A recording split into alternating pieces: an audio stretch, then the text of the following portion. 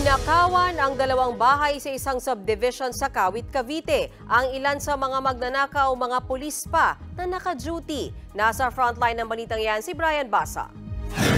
Nakunan sa CCTV ang puting van na ito noong hapon ng February 13 sa barangay San Sebastian sa Kawit, Cavite. Ang mga sakay nito, mga magnanakaw pala na nanloob sa dalawang bahay sa isang subdivision sa barangay Magdaloputol.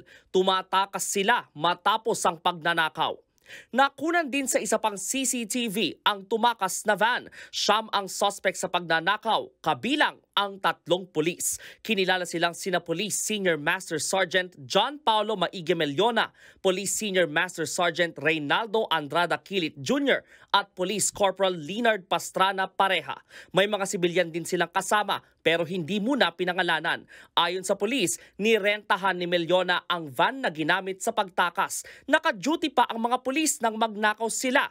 Nakalusot sila sa subdivision dahil sinundan nila ang isang van na may sticker. Magkasunod nilang pinasok ang dalawang bahay at tinangay ang mga pera, cellphone, dokumento at isang baril.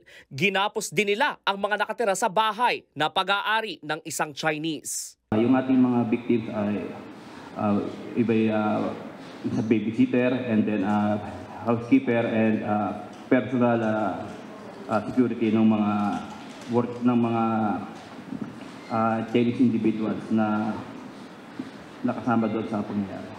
Sibak na sa serbisyo ang mga pulis. Nasa restrictive custody na rin sila sa headquarters ng Calabarzon Police sa Camp Vicente Lim sa Calamba, Laguna.